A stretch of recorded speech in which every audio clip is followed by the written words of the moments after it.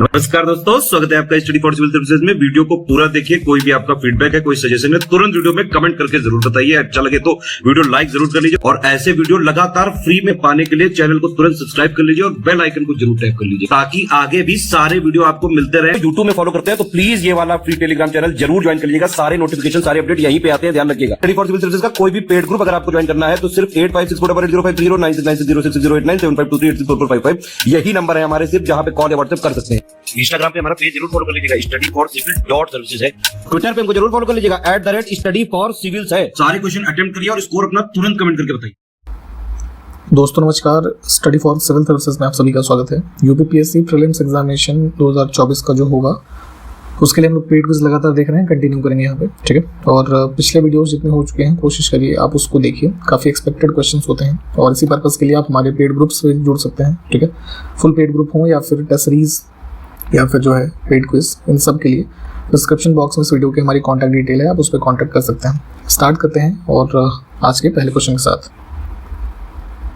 पूछा गया है। हाल ही में एक प्रकाशित पुस्तक है an uncommon love, the early life of Sudha and Narayan Murthy, ठीक है। इन्फोसिस ग्रुप से जुड़े हुए हैं, ये फाउंडर्स भी हैं इसके, ठीक है। नारायण मूर्ति जी, आप इनको जानते होंगे। तो इनके ऊपर ये पुस्तक लिखी गई है चित्रा बनर्जी के द्वारा, ऑप्शन सी। नेक्स्ट है रीबिल्डिंग ट्रस्ट, ये थीम है किसका?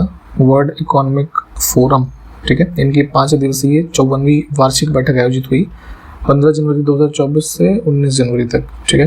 तो लोकेशन आपसे पूछी गई है, तो ये स्विट्जरलैंड में आयोजित हुई थी, दावोस में, ठीक है।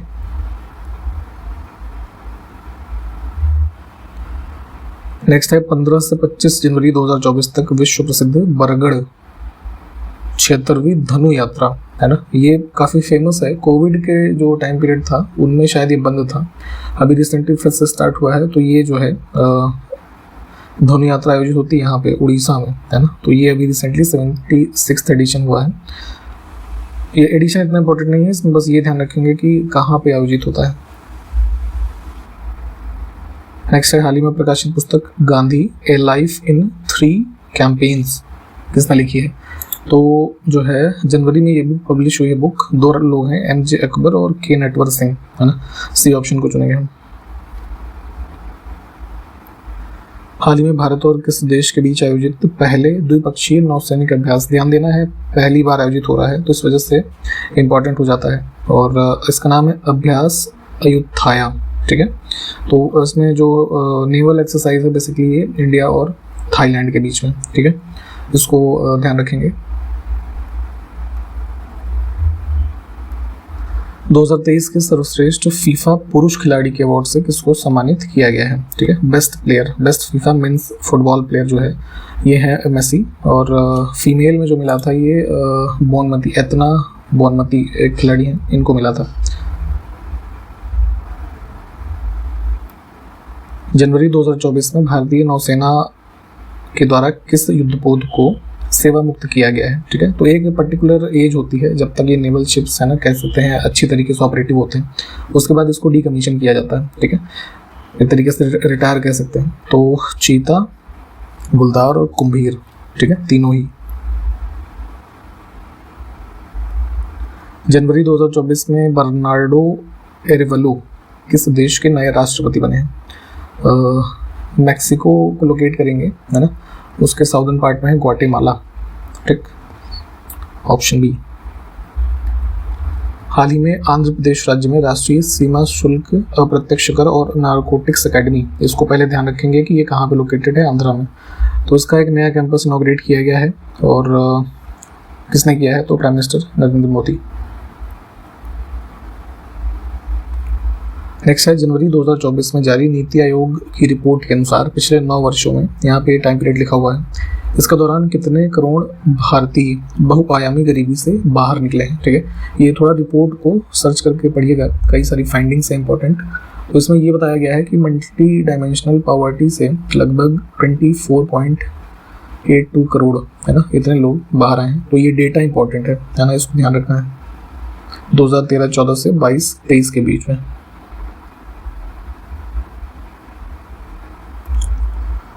नेक्स्ट है, इसमें से कौन सा कथन हीमोग्लोबिन के बारे में सही नहीं है? ठीक है, ह्यूमन ब्लड के बारे में आप पढ़ेंगे तो यहीं पे इस चीज़ को भी पढ़ना है। देखिए, रेड कलर और फेफड़ों से कोशिकाओं तक ऑक्सीजन का वाहक होना, ये वाला गलत है। थोड़ा सा अम्लीय लिखा है ना, ये गलत है, क्योंकि देखिए हीमोग्लोबिन का जो हम पीएच वैल्यू पढ़ते हैं अराउंड 7.4, ठीक है। तो क्या है, 7 पे हम न्यूट्रल मानते हैं, 7 से ऊपर जाएंगे तो ये क्या होगा, बेसिक नेचर हो जाएगा ना, तो स्लाइटली बेसिक हम यहाँ पे लिख सकते हैं, ठीक। तो ये गलत हो गया।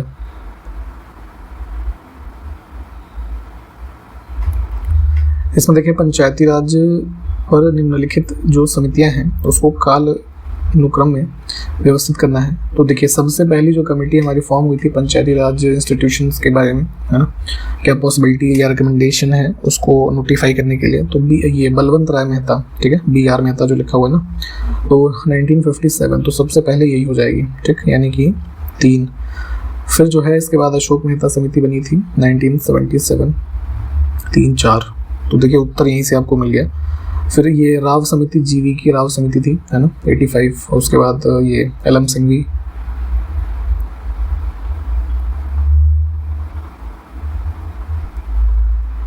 अब यहाँ पे पल्लव शासकों के नाम दिए हुए हैं, तो उनके शासनकाल के अनुसार, है ना, जो क्रम में रहे हों उसके हिसाब से इन नामों को चुनना है। तो महेंद्र वर्मन फर्स्ट, फिर नरसिंह वर्मन, फिर जो है परमेश्वर और नंदी वर्मन, इस तरीके से थोड़ा याद रखेंगे। अब बहुत ज़्यादा डिटेल में तो याद कर पाना संभव नहीं है, फिर भी कोशिश करिए, है ना। 4, 2, 1, 3।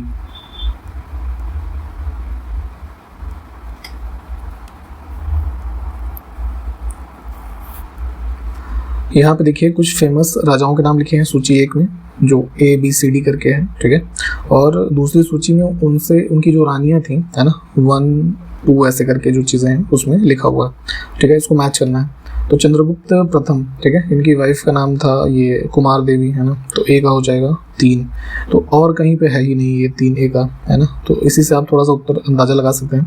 बाकी अन्य ऑप्शंस को भी देख लीजिए।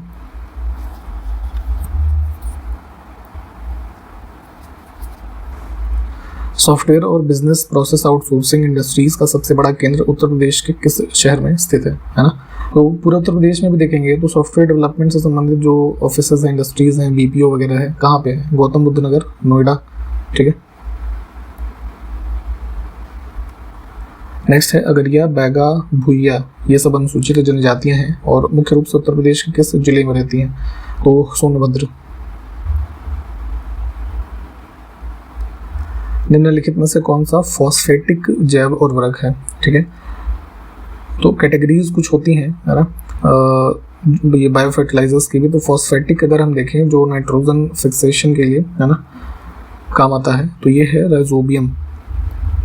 इन सब के देखिए, ये ऑप्शन में जितनी भी चीज़ें लिखी हैं सारी इंपॉर्टेंट हैं, इसके बारे में अलग अलग से प्लीज़ पढ़िए। नेक्स्ट है शत साहस्त्री संहिता, ये पूरा नाम है। तो निम्नलिखित में से किस ग्रंथ का ये उपनाम है, तो महाभारत का है, ठीक है, ऑप्शन डी। काफ़ी फेमस एक बैटल है 17 मई 1540, ये डेट भी याद रखना है। कन्नौज के निकट निम्नलिखित में से किन दो शासकों के मध्य ये जो है युद्ध हुआ, तो बैटल ऑफ कन्नौज या फिर बैटल ऑफ बिलग्राम, दोनों नाम से इसको जाना जाता है। ये हुमायूं और शेरशाह सूरी के द्वारा, ठीक। इसमें सूरी की विजय हुई, ठीक, ये भी ध्यान रखना है। अब इसमें देखिए हमारे पास दो सूचियां हैं, कोयला खदानें हैं और स्थान से संबंध है कि किस राज्य में स्थित है, ठीक है। तो ये जो है सब सामने सामने लिखे 1 2 3 4 ही हो जाएगा, ठीक है।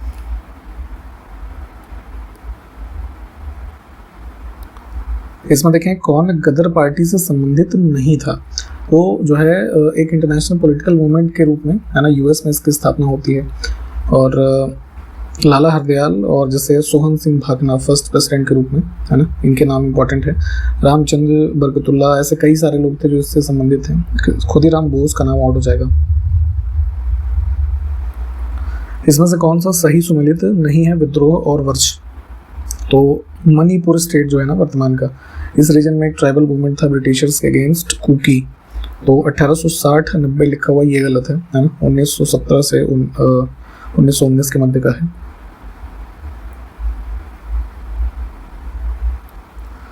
इसमें से कौन सा पोषक तत्व फलियों में नोड्यूल फॉर्मेशन के लिए आवश्यक है? बेसिकली जो ये दाल, हमारी दाल वाली फसलें हैं ना, लेग्यूम्स, तो उसमें क्या है कि जड़ों में और खास करके जो फलियां हैं, तो नोड्यूल फॉर्मेशन एक प्रकार से कह लीजिए जो उसका सेलुलर स्ट्रक्चर है ना, उसके ग्रोथ के लिए, है ना, उससे संबंधित है ये नोड्यूल फॉर्मेशन जो टर्म यहाँ पे यूज हुआ है। तो इसमें बेसिकली सिम्बायोटिक रिलेशनशिप होता है किसमें, उस पर्टिकुलर लेग्यूमिनस जो प्लांट है वो और नाइट्रोजन फिक्सिंग बैक्टीरिया के रूप में हम जिनको पढ़ते हैं। अब इसमें जैसे तत्व की अगर हम बात करें तो जाहिर सी बात है नाइट्रोजन इंपॉर्टेंट होगा इसमें, ठीक है। उत्तर प्रदेश का कौन सा जिला संतरे का प्रमुख उत्पादक है? ऑरेंजेस का प्रोडक्शन देखेंगे तो वेस्ट में सहारनपुर वगैरह में जो है इंपॉर्टेंट है, मतलब यहाँ पे होता है अच्छा खासा। उत्तर भारतीय शास्त्रीय संगीत की बाइबल पुस्तक किससे संबंधित है? तो देखिए, नॉर्दर्न इंडियन क्लासिकल म्यूजिक के जो संबंधित बुक को बाइबल बुक की संज्ञा दी जाती है वो है नाट्य शास्त्र, ठीक है। सबसे ओल्डेस्ट बुक है ना इंडियन क्लासिकल म्यूजिक पे, और संस्कृत में रिटन थी किसके द्वारा? भरत मुनि, ये भी ध्यान रखिएगा। बाकू जो कि अजरबैजान की कैपिटल है, निम्नलिखित में से किस समुद्र के तट पर स्थित है? मैप पे लोकेट करेंगे तो अजरबैजान जो है ना कहाँ है ये, इसकी बॉर्डर कहाँ से लगेगी? कैस्पियन सी से, ऑप्शन सी, ठीक है। कैस्पियन सी के सराउंडिंग जितने भी नेशंस हैं इसको मैप पे लोकेट करिए, ठीक। ईरान, तुर्कमेनिस्तान, ठीक, इधर जैसे कजाकिस्तान हो गया, रशिया हो गया। भारत की निम्नलिखित नदियों में से कौन सी दामोदर की सहायक नदी नहीं है? दामोदर की इंद्रावती जो है ना गोदावरी की है। नेक्स्ट है, भारत के लौह अयस्क भंडार निम्नलिखित में से किस शैल तंत्र से जुड़ा हुआ है? तो आयरन और रिजर्व्स इंडिया में जो हैं, तो जैसे हम रॉक सिस्टम्स पढ़ते हैं तो Dharwad rock system, option first को चुनेंगे। आप जरा एक काम करिएगा कि मैप पे लोकेट कीजिएगा कि ये हमारे रॉक सिस्टम्स किन किन राज्यों में फैले हुए हैं। नेक्स्ट है, सीजियम 137 का प्रयोग किस रोग के उपचार में किया जाता है? तो एक आइसोटोप के रूप में यूज़ करते हैं इसे, सीजियम 137 को कैंसर के ट्रीटमेंट में, स्पेशली जो जैसे मेल्स में ये प्रोस्टेट कैंसर वगैरह देखे जाते हैं, ठीक। इसमें से किससे गुरु नानक ने अपना उत्तराधिकारी घोषित किया था? तो जैसे सिखिज्म के फाउंडर के रूप में आप जानते हैं गुरु नानक जी को, तो उन्होंने सक्सेसर के रूप में ये गुरु नानक जी के द्वारा इनको किया गया था ये लहना, यानी कि गुरु अंगद, ठीक है, ये इनका नाम है। तो दोनों नाम ध्यान रखने, दोनों को पिछले वर्षों में अलग अलग तरीकों से क्वेश्चंस में पूछा गया है। नेक्स्ट है, पूर्व मध्यकालीन समय में निम्नलिखित में से किस क्षेत्र को जेजाक भुक्ति इसके नाम से जानते थे? तो अभी जो आप बुंदेलखंड का रीजन देखते हैं ना, इधर उत्तर प्रदेश और मध्य प्रदेश के रीजन को मिला के इसी को कहते थे जेजाक भुक्ति। अच्छा, एक क्वेश्चन शायद किसी एग्जाम में ही पूछा गया था, एज ए भुक्त टर्म देकर के पूछा गया था कि भुक्त से क्या तात्पर्य है ना, तो वही किसी एरिया विशेष के बारे में ये रेफर करता है। नेक्स्ट है कि प्रिजन डायरी इस पुस्तक के रचनाकार कौन है? तो जयप्रकाश नारायण, है ना, पॉपुलरली जिनको आप जेपी या फिर लोक नायक के नाम से जानते हैं। नेक्स्ट है, राज्यसभा के सदस्यों का निर्वाचन भारतीय संविधान में किस संविधान से लेकर के शामिल किया गया है? कई सारे प्रोविजंस हमने अपनाए हैं, उसमें से ही एक ये भी। इलेक्शन जो राज्यसभा के मेंबर्स का है वो डायरेक्टली होता नहीं है ना, इनडायरेक्ट इलेक्शन होते हैं। तो ये प्रोविजन हमने लिया है साउथ अफ्रीका के कॉन्स्टिट्यूशन से। नेक्स्ट है कि अंतर्राष्ट्रीय उष्ण कटिबंधीय कृषि संस्थान international institute of tropical agriculture, इसकी लोकेशन कहाँ पे है? तो जैसे इंडिया के इंस्टीट्यूशंस पूछे जाते हैं वैसे कुछ इंटरनेशनल इंस्टीट्यूशन जो हैं इंपॉर्टेंट, उनकी भी लिस्टिंग्स को पढ़ना ज़रूरी है। अबादान सिटी है नाइजीरिया में, ठीक, ऑप्शन बी।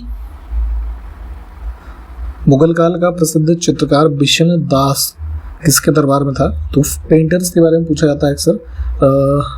जहांगीर के कोर्ट से संबंधित था ये, और व्यक्ति है ना, व्यक्तियों के जो चित्र बनाने की कला थी उसके लिए ये व्यक्ति जो है फेमस था। दो सूचियां हमारे पास है, कुछ संस्थान हैं और स्थापना का वर्ष। तो लघु उद्योग बोर्ड जो है ये हो जाएगा 3rd। खादी एवं ग्रामोद्योग आयोग ये हो जाएगा 56।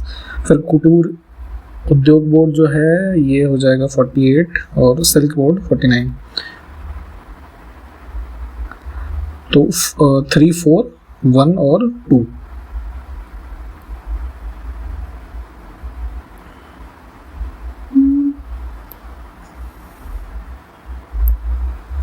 नेक्स्ट है, हाल ही में पुरातत्वविदों की एक टीम ने किस राज्य में उत्खनन के दौरान 800 ईसा पूर्व पुरानी मानव बस्ती के प्रमाणों की खोज की है। तो इस तरह से है ना, काफ़ी पुराना एक सेटलमेंट प्राप्त किया गया है वडनगर से। कहाँ पे है? गुजरात में।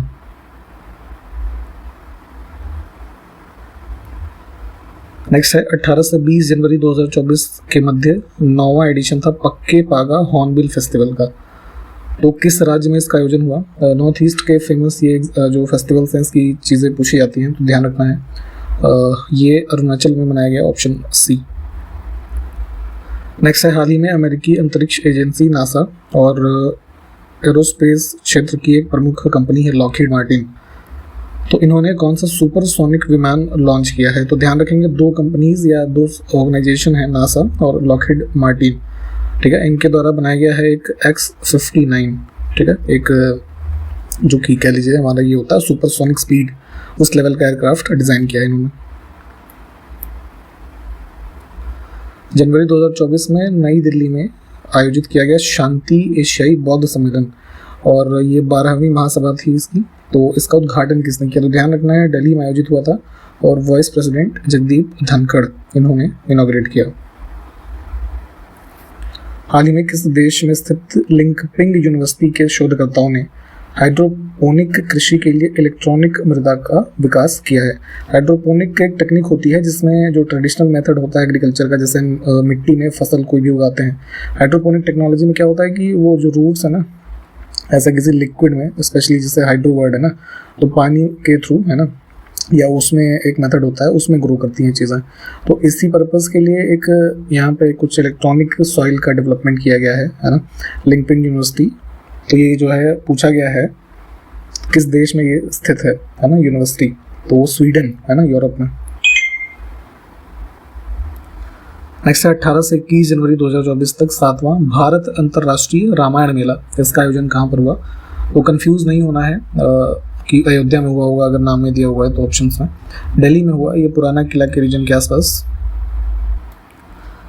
हाल ही में ISO प्रमाणन प्राप्त करने वाली देश की पहली पेट्रोकेमिकल कंपनी कौन सी बनी है? सर्टिफिकेशन होता है ये, यहाँ पे कुछ कोड लिखे हुए हैं, इसको देख सकते हैं आप। तो ब्रिटिश स्टैंडर्ड्स इंस्टीट्यूशन BSI, इनके द्वारा ये प्रमाणन मिला है। और पेट्रोकेमिकल क्षेत्र की जो ये कंपनी बनी है, कौन है? हल्दिया पेट्रोकेमिकल्स। इंपॉर्टेंट है, इसको ध्यान रखेंगे। 2024 के लिए ग्लोबल फायर पावर की सैन्य रैंकिंग में भारत की रैंकिंग क्या है ना? मिलिट्री पावर के दृष्टि से देखें तो सबसे पावरफुल देश कौन सा है? US, फिर है चाइना, फिर रशिया, और उसके बाद है इंडिया। ठीक है, तो वही चीज़ यहाँ पे पूछी गई थी।